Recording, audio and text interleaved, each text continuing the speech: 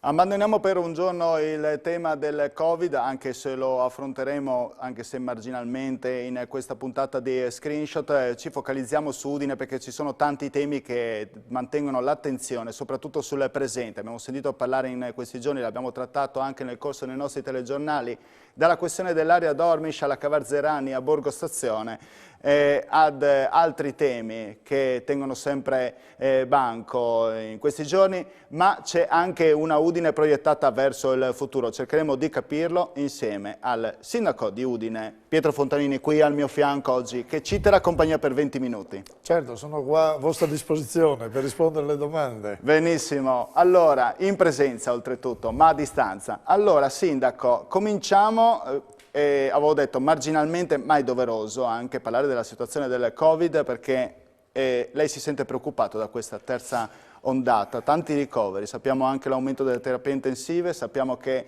è stato dato ordine di sospendere alcune attività che non sono in questo momento strettamente necessarie, anche se la salute è necessaria a 360 gradi.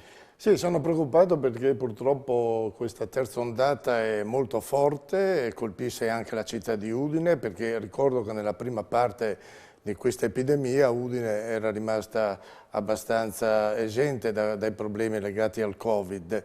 Ora invece abbiamo un numero elevato di casi. Oggi tra l'altro anch'io ho ricordato, come hanno fatto tutti i sindaci d'Italia, alle 11 precise, i morti a causa del Covid. A Udine ne abbiamo già più di 300 e quindi è un bilancio abbastanza preoccupante, e allora bisogna continuare con i distanziamenti, con le mascherine, con tutte le regole che sappiamo sono funzionali e sicure per tenerci lontani da questo virus. E poi arrivare ai vaccini. I vaccini è la soluzione, quindi arrivare alle vaccinazioni diffuse. Adesso la notizia... Lei proverebbe anche lo Sputnik? Ma anche lo Sputnik, perché no? Oggi la notizia è arrivata da parte dell'EMA che l'AstraZeneca è buona, insomma non crea problemi, e quindi devono riprendere con l'EMA le vaccinazioni, perché bisogna vaccinare il più possibile la popolazione come numeri. Senta, lei anche è insegnante prima di tutto e dopo politico, ma nasce come insegnante. Cosa ne pensa di queste scuole che si fermano e vanno in didattica a distanza? Pensiamo anche ai più piccoli. Allora, la didattica a distanza è una cosa un po' complicata, soprattutto per i bambini, coloro che frequentano le scuole dell'infanzia, perché è difficile, no, far capire ai bambini come impartire determinate conoscenze, quindi fare la sperimentazione, lavorare in gruppo. Per chi invece frequenta le scuole superiori la cosa non è molto difficile, anche perché devono abituarsi a questi nuovi strumenti che sono i computer, quindi dialogare anche attraverso queste forme innovative e tecnologiche che permettono anche di superare le distanze. Un sacrificio necessario è stato questo? È un sacrificio necessario, perché purtroppo in alcuni casi le scuole erano diventate dei focolai di diffusione del virus, e soprattutto i ragazzini erano anche persone che non manifestavano subito la malattia, e però in famiglia c'era più di qualcuno che poi contraeva il virus e scattava tutto il problema, che poi ha portato a aumento dei ricoveri, a una maggiore diffusione di questo benedetto coronavirus. Quindi la chiusura delle scuole, che non è una cosa che si fa solo in Italia, l'hanno fatta in tutto il mondo, è una soluzione per arginare in un momento, speriamo, non molto lungo, la diffusione del coronavirus. La puntata non è a caso oggi titolata Udine 2023. 2023 coinciderebbe anche con il fine del suo mandato. 2023 potrebbe anche significare la ripresa un po' del PIL anticrisi emergenza sanitaria. Vogliamo anche capire un po' dove stiamo andando verso questo 2023. Io le chiedo, Sindaco, però un tema presente è quello dell'area Dormish. Se ne è parlato, cerchiamo di far capire alla gente perché dovrebbe arrivare questo supermercato di fronte a un altro supermercato, visto che anche oltretutto in un'area qua a Udine si parla di altre zone commerciali. Perché di nuovo altre zone commerciali? Ne servono? No, non altre zone commerciali. Qui siamo di fronte a una zona commerciale che è stata decisa... Lo vediamo adesso alle immagini, oltretutto... precedente amministrazione. In pratica lì si possono costruire 1500 metri quadri di superficie dedicata al commercio. L'attuale proprietà, quindi ricordiamo che la Dormish è una proprietà privata, ha fatto una proposta al comune di ridurre da 1500 a 1000 metri e fare un supermercato, non un centro commerciale, un supermercato in quell'area, e di demolire tutto il resto della fabbrica che, ricordo, è stata incendiata, aveva avuto un incendio nel 1999, quindi sono passati più di 20 anni da quando è successo questo, e da quella volta è una zona abbandonata, quindi un rudere, una situazione brutta da vedere e che la proprietà pensa di recuperare, anche perché quando hanno acquistato hanno fatto un investimento sperando anche di metterlo a reddito, e quindi ecco la proposta ultima arrivata. Io però non sono chiuso ad altre proposte, ho sentito che qualcuno vuole realizzare lì l'Accademia delle Belle Arti, ho sentito anche che ci sono degli imprenditori interessati a creare un centro sanitario, quindi cose alternative magari a questo supermercato, cose che io auspico, perché anch'io vedo con difficoltà la presenza di un ulteriore supermercato, però in questo momento anche di coronavirus le attività che funzionano di più sono i supermercati alimentari, in pratica quelli che offrono prodotti alimentari, perché la popolazione, è chiaro, deve continuare a mangiare, e quindi se c'è un aumento per quanto riguarda la redditività è legato proprio a questa tipologia di attività commerciale. Però, ripeto, noi siamo come comune davanti a una proprietà che ci fa delle proposte e ci ha proposto di diminuire la zona commerciale passando da 1500 a 1000 metri quadri, e di fronte a questa proposta è chiaro che non possiamo dire no, non devi fare perché il comune non lo vuole, perché in base al piano regolatore comunale quell'area lì era stata decisa per 1500 metri quadri destinati al commercio. Speriamo che venga avanti qualche altra idea, anche perché non è immediata la soluzione. La questione si tira avanti ormai da tanti anni, come sapete, però una soluzione bisogna trovarla, perché quell'area lì non possiamo lasciarla così, è molto degradata, è brutta da vedere. Qualcuno dice che voi avevate anche 2 anni per poter fare una variante, lei dice invece io mi sono trovato alla fine questa zona H, non è che l'ho voluta io. Non l'ho mica fatta io ho trovato 1500... Zona H per intenderci la zona commerciale. Sì, commerciale. Noi faremo la variante che diminuisce chiaramente le zone commerciali in città, soprattutto ci sono alcuni proprietari di queste zone che hanno chiesto proprio di diminuire, come tra l'altro il proprietario dell'area Dormis, che passa da 1500 a 1000 metri quadri. Però chiudere subito, senza una motivazione seria, quando uno mi presenta un progetto, questo poi si rivolge al TAR e dice il comune mi ha creato un danno perché non mi ha impedito di realizzare un supermercato campando delle motivazioni che non sono molto sostenibili. Quindi c'è anche questo rischio.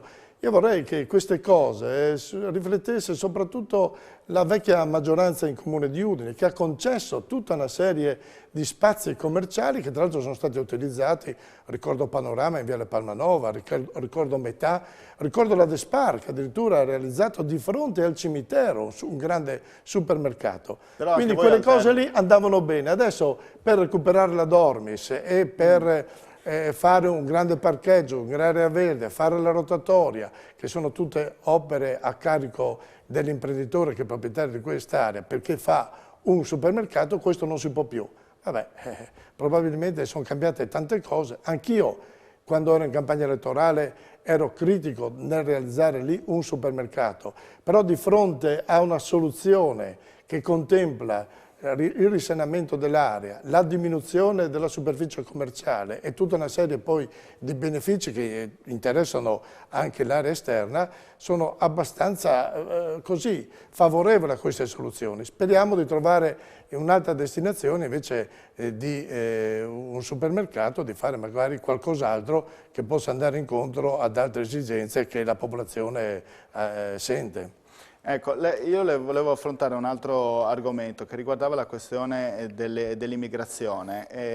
Ho letto attentamente, ho sentito attentamente il prefetto che dice non ho trovato una grande area di emergenza, ma se poi vediamo quello che è successo pochi giorni fa, quello che voi avete lanciato l'allarme, lei stesso sindaco, quello che voi state cercando di fare in Borgo Stazione, sembrate che parlate 2 lingue diverse. No. Mi pare, insomma, il prefetto è ovvio che deve rendersi conto della situazione qual è, il prefetto è appena arrivato a Udine, ha fatto così un sopralluogo molto rapido nella zona stazione, ma anche lui ha visto che c'è una presenza di realtà commerciali gestite da persone che non sono locali, è tutta gente venuta dall'estero, ci sono moltissimi pakistani, moltissimi afghani e purtroppo la convivenza con la popolazione residente, quella storica, non è facile e non è facile neanche fra di loro perché ogni tanto, anzi molto spesso, ci sono delle zuffe, ci sono dei momenti anche molto pericolosi, c'è lo spaccio della droga, ci sono tutti questi fatti che certo non danno serenità a chi vive in quell'area e non danno serenità a tutta la città. Arriverà questo posto di polizia locale? Sì, noi abbiamo già identificato il luogo e adesso penso che andremo a stipulare il contratto di affitto per localizzare lì un posto fisso di polizia locale. Via Leopardi comunque. In via Leopardi, perché anche via Leopardi è interessato dalla presenza di negozi, di persone che arrivano magari da altri comuni, vengono lì, cercano di spacciare, perché purtroppo questo è l'argomento forte di chi... Avete eliminato le siepi anche, quindi... Abbiamo cercato, insomma, e continueremo, aumenteremo l'illuminazione, cercheremo anche con la presenza della nostra polizia locale, ci sono 2 pattuglie adesso in pianta fissa che frequentano quell'area lì perché non vogliamo che Udine diventi una zona in cui c'è in pratica un Bronx, dove magari la polizia non potrebbe più entrare, dove si commettono fatti illeciti. Questo non è accettabile e penso in primis non lo vuole il sindaco, ma anche la gente che vive in quell'area, che è un po' stanca di queste presenze che non facilitano la convivenza, non aiutano a vivere in serenità. Promessa a fine anno questo posto di polizia locale? Sì, molto prima. Penso entro un mese noi lo realizzeremo. Va bene, pubblicità, torneremo tra pochi secondi.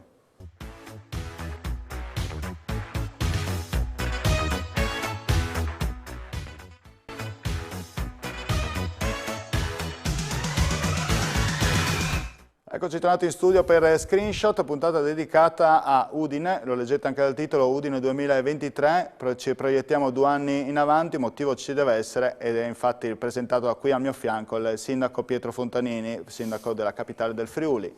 Allora, sindaco, parlavamo di immigrazione, Cavarzerani e il progetto della città della sicurezza, abbandonato per ora?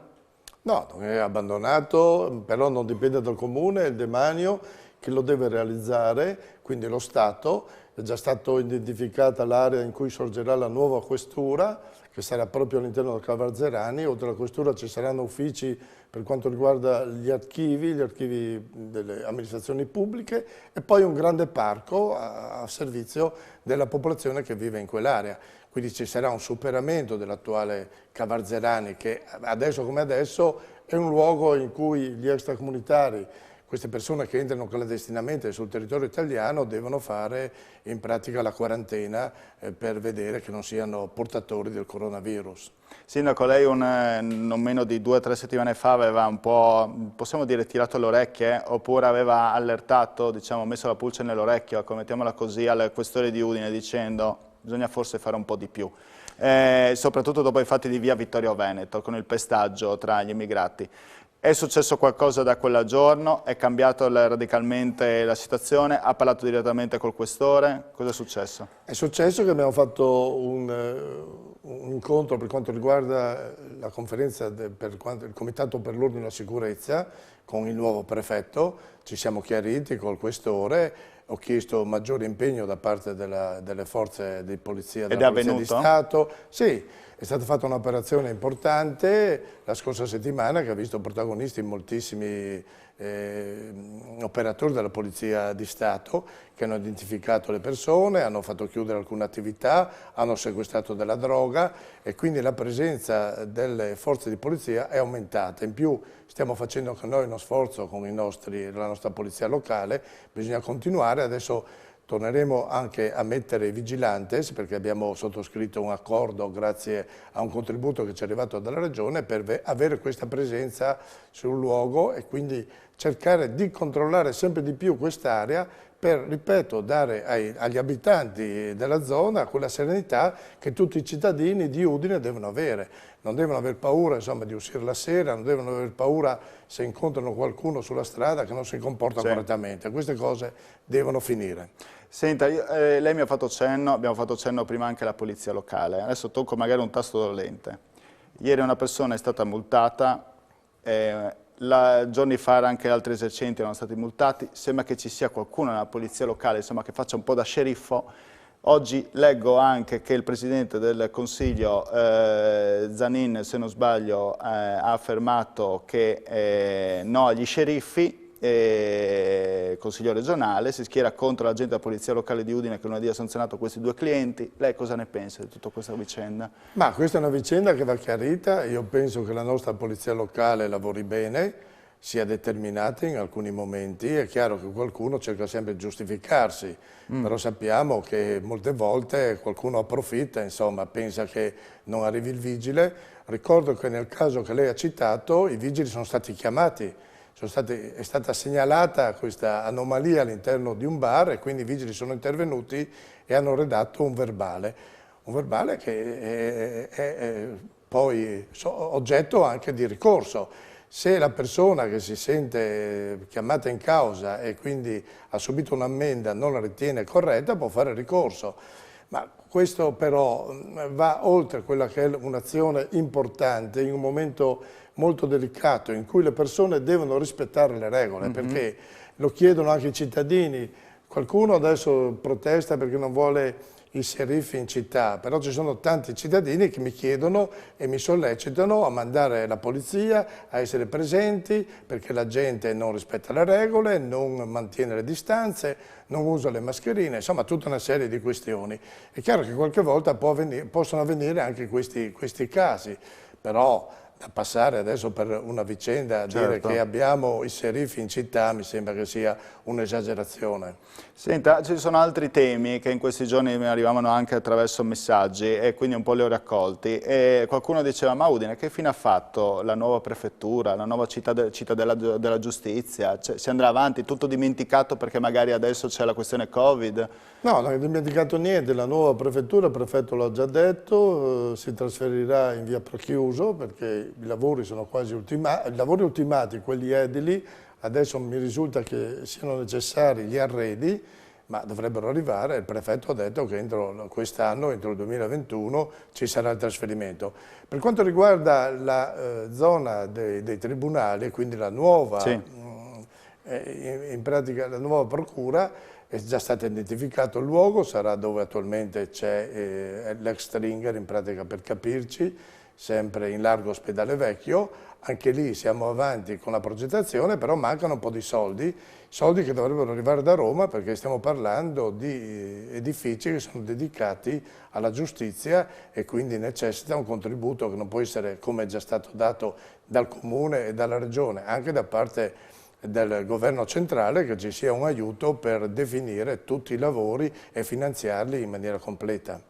Si parla, abbiamo messo il titolo 2023, ma si parla già del 2050, no? Anche, e si parla di questa ferrovia interrata, si parla di recupero delle aree dismesse, quella dell'ex AFAU, insomma lì a quel punto cosa vorrete fare? Qual è la sua visione di Udine futura? Lei parla adesso di ferrovia interrata, tempo fa si parlava addirittura di tram, che potesse passare da una parte all'altra della città. Allora, per quanto riguarda il progetto che si chiama 2050, ma non significa che lo facciamo nel 2050. Anzi, è una visione futura. Dobbiamo farlo sopra. È un progetto che riguarda una grande area della città e si dà un obiettivo a lungo termine, però bisogna intervenire subito e soprattutto sperare di avere il finanziamento con questo Recovery Fund che permette di portare anche a Udine dei finanziamenti importanti, perché l'opera complessivamente costa più di 1 miliardo, però il primo step, che è quello di interrare la ferrovia, costa circa sui 500 milioni, quindi metà di questa grande cifra che è necessaria per dare una soluzione completa al problema.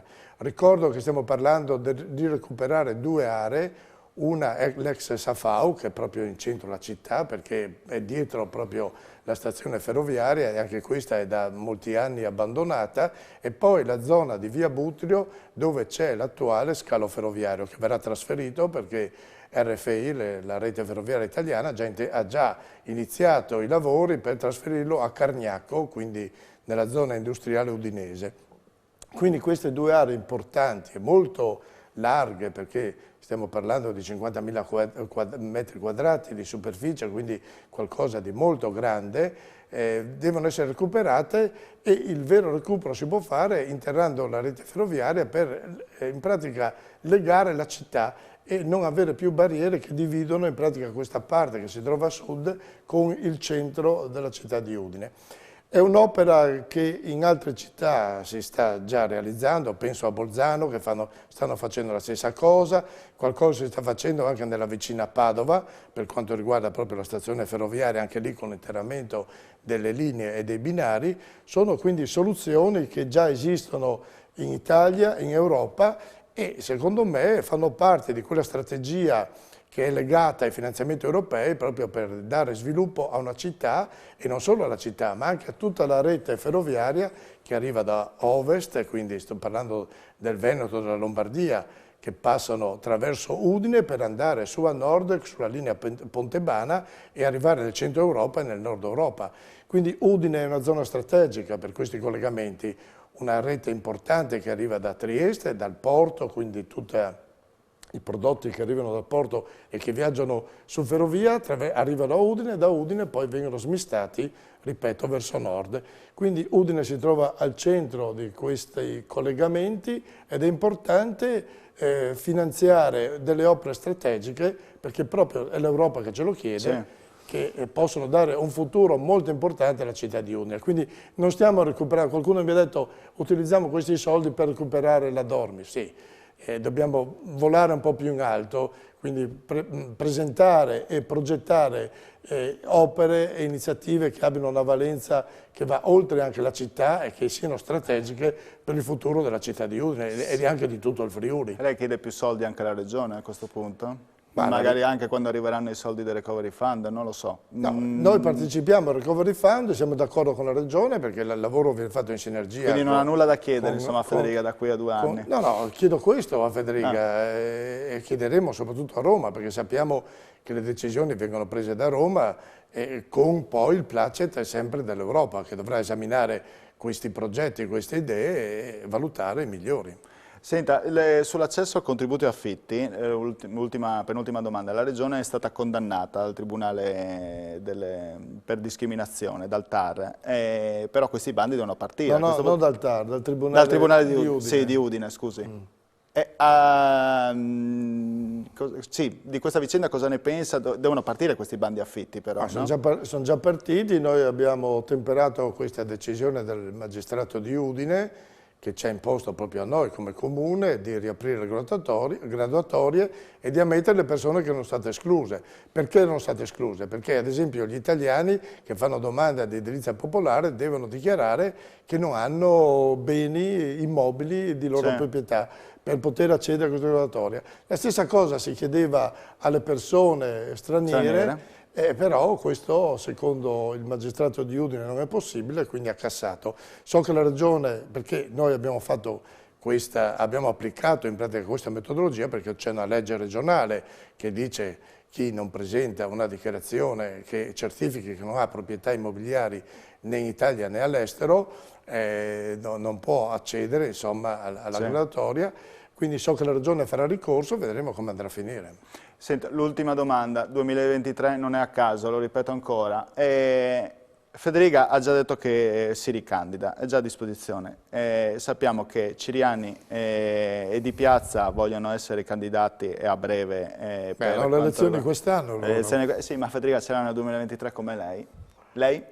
Io sono anch'io qua a disposizione, chiaramente sto facendo il sindaco da 2 anni e mezzo, sono a metà del mio mandato, spero di riuscire in questi 5 anni a dimostrare che abbiamo fatto cose importanti per la città e quindi non dico adesso che sono pronto perché sarebbe una cosa un po' troppo anticipare tanto le cose. Io aspetto di vedere come vanno le cose in città, quanto riuscirò a fare. È chiaro che se devo completare ancora altre soluzioni, altre iniziative, mi metto a disposizione dei cittadini, che saranno, come sappiamo, loro a decidere chi farà il sindaco per i prossimi 5 anni, cioè a partire dal 2023. E quindi anche della coalizione, già adesso si mette a disposizione per dire ci chiaro, sono. la coalizione centrodestra, come attualmente, mi ha portato alla vittoria a Udine. Grazie Sindaco per essere intervenuto, le auguro Grazie a voi. una buona serata. Grazie. Un buon ritorno a casa. Grazie mille, noi con Screenshot ci vediamo domani, solita ora, grazie, arrivederci.